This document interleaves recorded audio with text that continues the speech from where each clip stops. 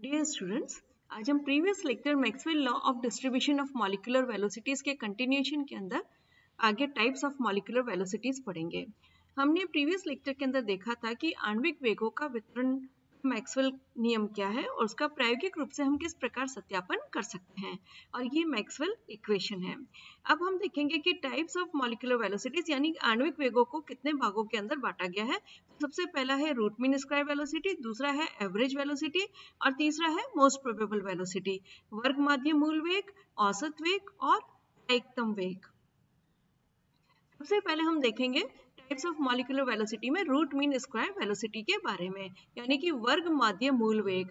वर्ग माध्य मूल वेग निकालने का क्या तरीका है कि सभी प्रकार के जो अणु हैं उनकी वेग ले लें और उस वेग का हम स्क्वायर कर दें, यानी कि वर्ग कर लें, और फिर उसका हम औसत निकालें और जो औसत आ जाए उसका हम स्क्वायर रूट ले लें। तो आणविक वेगों के जो वर्ग है उसका औसत का जो वर्गमूल होता है उसको हम वर्ग माध्य मूल वेग कहते हैं।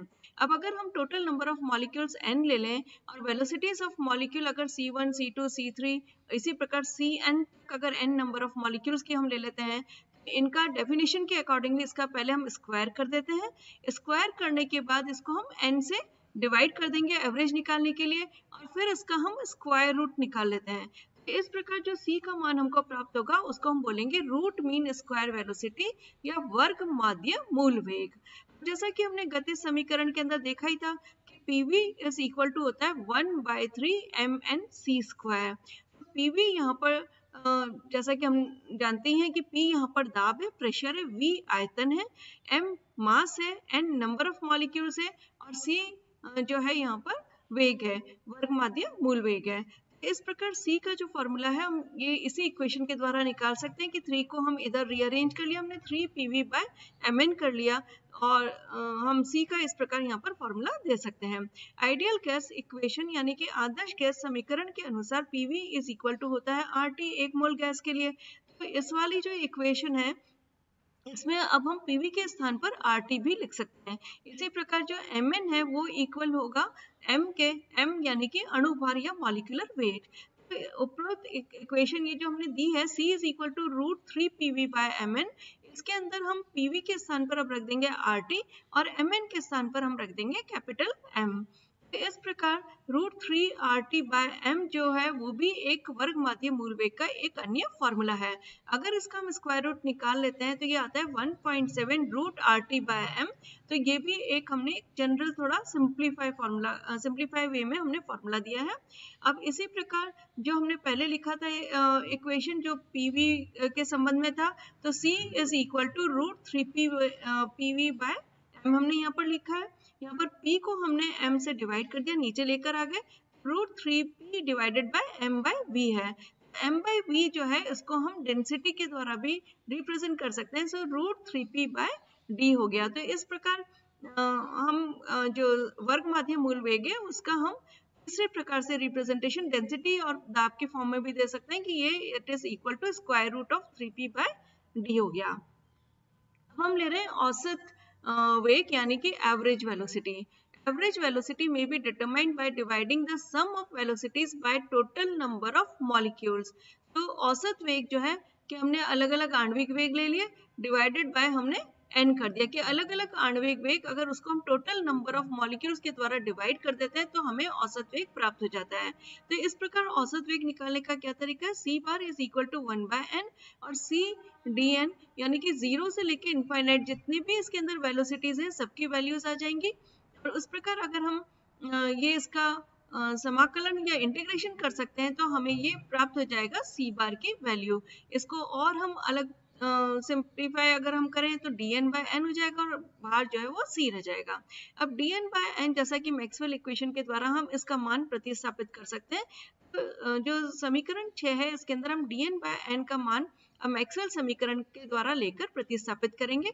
मैक्सवेल समीकरण जैसा कि हम जानते हैं 1/n dn/dc is equal to 4 m/2πRT to the power 3/2 e to the power minus mc² divided by 2RT multiply by C²। So यहाँ पर dn/n हम इस प्रकार से लिख सकते हैं, dc को हम राइट हैंड साइड के अंदर ले गए। अब ये जो मान आया है इसको हम जो इक्वेशन नंबर 6 है उसके अंदर प्रतिस्थापित कर देते हैं।